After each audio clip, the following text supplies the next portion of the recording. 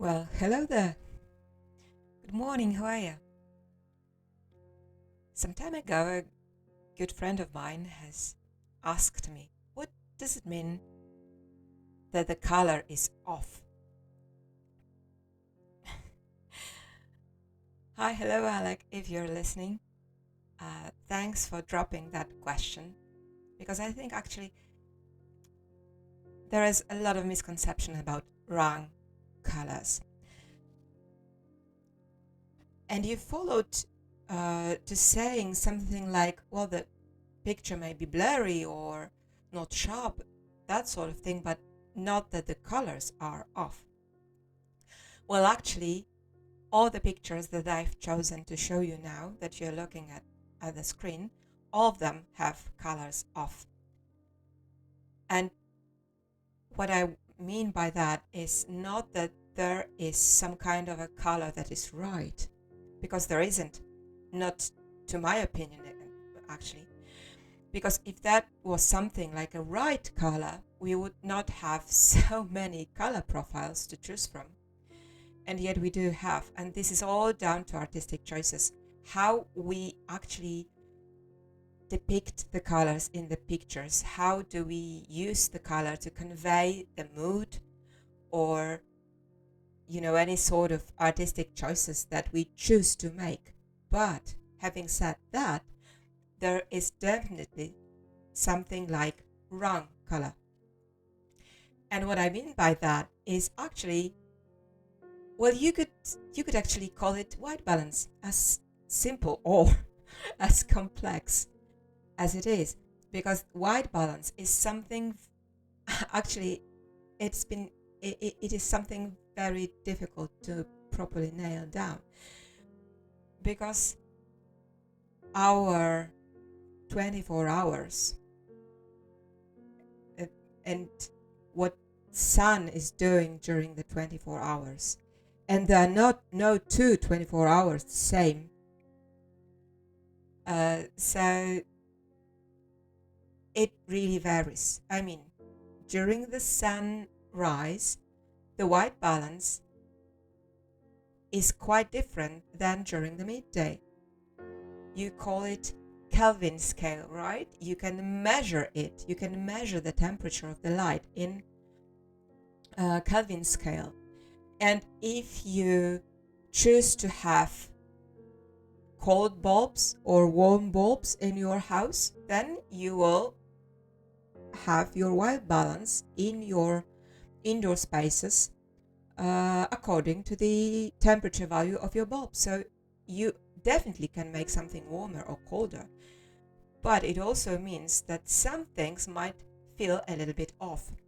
So this the white balance idea is the first thing that I wanted to talk about. But there is another one. And the other one is so-called color duration. And this is a tricky thing because the longer you look at the photo, the longer you spend editing it and adjusting it, the more appropriate it seems, the more the colors that are in the photo seem right to you. And actually, this might not be the case. It's just the simple biological occurrence that your eye seems to be adjusting to what it is seeing, so that your eye tries to sort of normalize what you're seeing. So if you stare at those pictures now on the screen long enough, you'll think, well, they're fine. There's nothing wrong with them. So yeah, keep that in mind, that actually you really do need to um, sort of clear your eyes, so to speak. Just like when you are in the perfume shop and you smell too much of perfume and you need to smell this coffee to reset your smell. This is something very much like that. Sometimes you really do need to reset your eyes. The best resetting? Get out. Get out of the house. Don't look at the screen. Look at the natural colors outside. This is the best thing. So do keep that in mind. Don't look at the screen too much.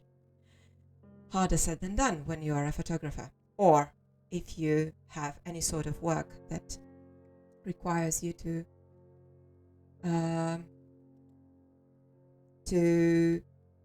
stay indoors with any sort of screen. Now, this is not a tutorial. None of my chats are tutorials, mind you. And nor am I going to show you how I edited those photos. I will obviously show you the before and after, but mind you, this is just a color talk or a white balance talk. So what's wrong with this picture? Not much, you could say. There's this lovely picture of this little girl and her horse. Actually, it's not her horse, but their friends. So yeah, that is definitely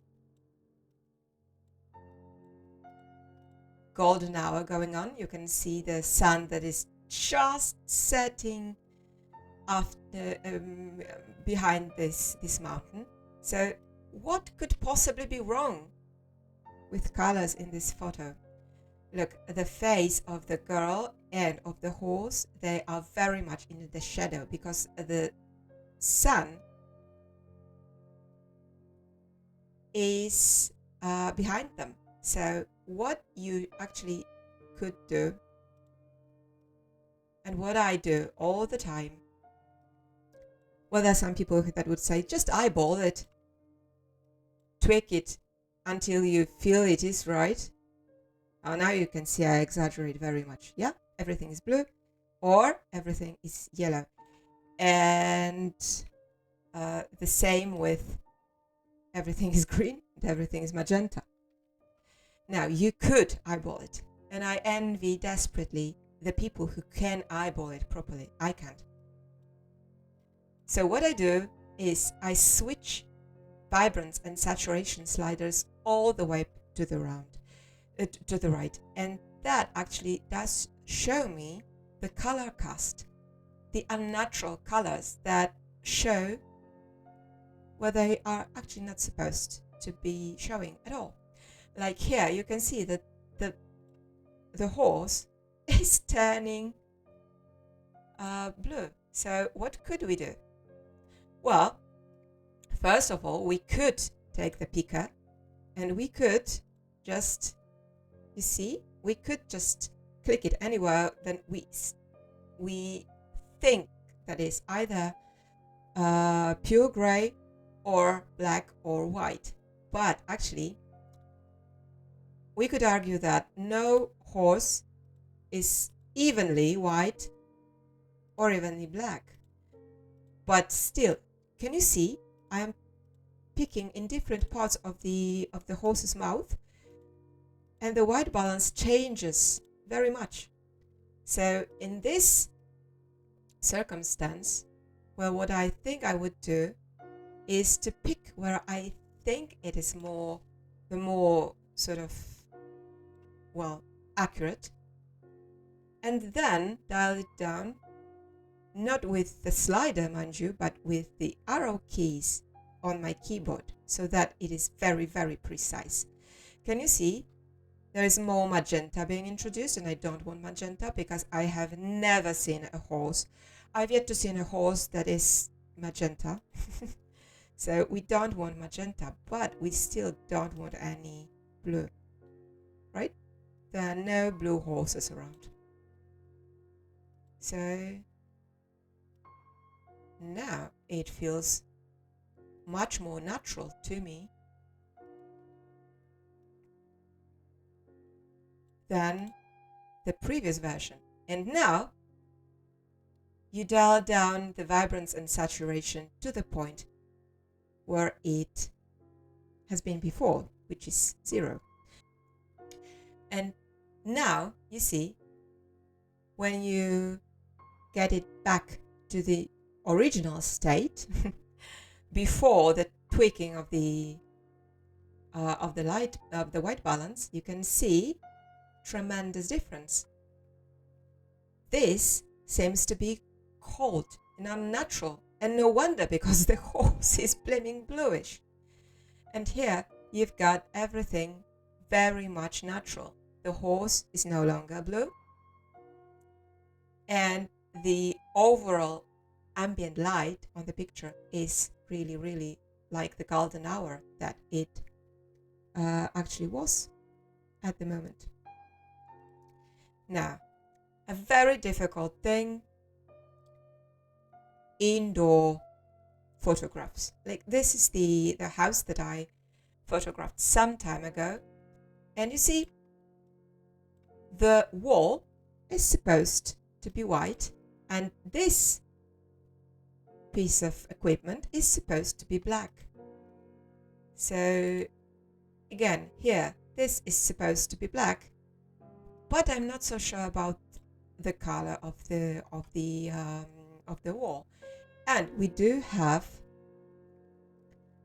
this source of light in here, which probably has got its own Kelvin value. So now what I would do, again, dial vibrance and saturation, and look what's going on. Everything is bluish greenish. Apart from this place, obviously, but well, this is the kind of situation that I actually have to deal with quite often. Now, can you see how much, if you color pick in different places, you have more magenta or more green introduced? So I would pick the place that is supposed to be more bluish, more black, and then just dial a little bit of this green and black. Yeah, so this is more or less the proper black. Now you can see that those light bulbs, they actually really do cast some yellow light, which we could put some masks on in order to make that sort of equalized. But what for? Look, before and after. Cold and naturally cold, and this is much more plausible. The next one, this was the tricky one, because this is the coffee machine in the very same kitchen. And when you look close enough, you could tell that it's probably far too yellowish this time. So once again, I think this is proper black, should be, but I still feel there is much too yellow. Yeah, the marks should be white and not magenta. That's the tricky situation, you see.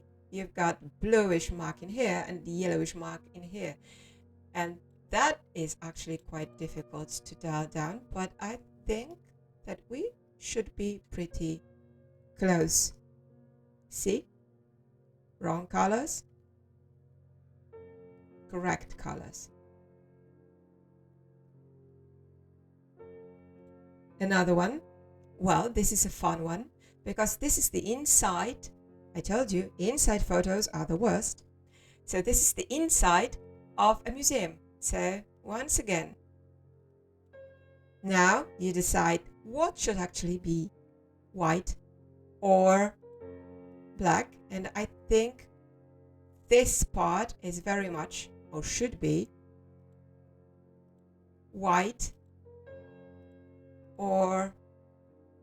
and black, but you still do have some magenta going on over there. And this probably might be because I shoot on Nikon, and Nikon is notorious for bringing a little bit more magenta than to my liking. So yeah, a little bit more blue, I think, because there is much more yellow in here than I would like. Now, you see that? Before, yellow as heck, and after, much more correct color balance. Another one. Now I think you could tell that everything has got this yellowish tint to it. Again, even the wheels are yellow, so let's do it like that. Or maybe this steering wheel. Yeah. Now, a little bit bluish tint. Why? Because we've got those blue cars that cast a little bit of color onto the white wall. So we don't worry about that much. See? Before, after. Now a very tricky one. This is a dog, obviously.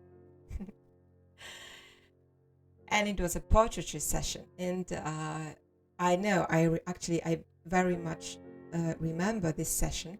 And the dog is in shadow. And behind the dog, there is, the situation is very much the same as with this girl and the horse. We've got a backlit situation. So the sun is somewhere there. And the dog himself is in the shadow. And look what's going on about here. The dog is blue. And there are no blue dogs.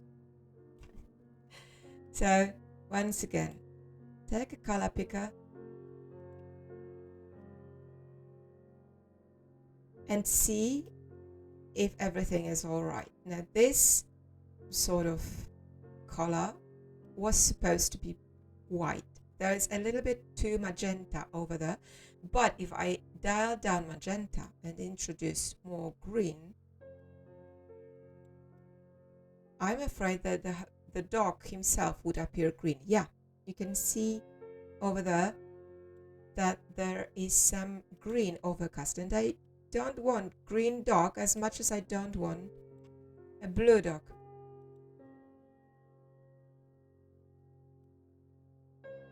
Now I'm afraid there is a little bit of magenta in here, but no, I'd rather have it magenta than green this time. So yeah, a little bit more yellow. And that is fine. You see? Before seemed fine, didn't it? After. Now that is the right color of the dog. Blue dog, proper dog. Now, I'll just show you those pictures before and after editing. So, yeah, the left photo is after the editing. So you can tell that I warmed it a little bit more, and I took the shadows, I brought down the shadows, and I did a bunch of other stuff, which I'm not going to talk about right now. But this picture has been derived sort of from this picture with, I mean, this is the basics with the color, temperature or white balance set right. The same with this too. So this is the finished product, and this is the raw file with white balance set right. The same here and here.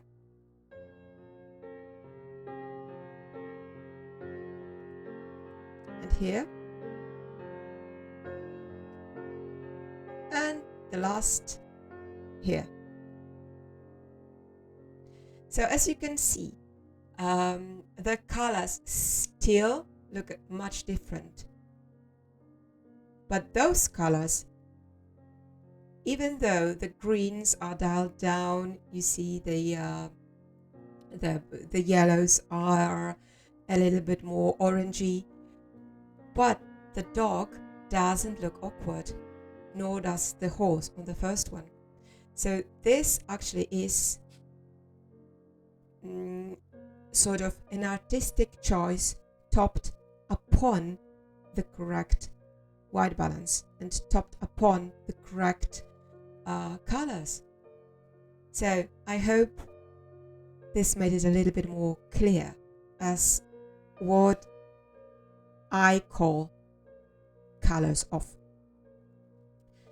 Thank you for watching, and I wish you all the joy in the world in your photography or what other endeavors you are after. Have a nice day. See you soon. Bye.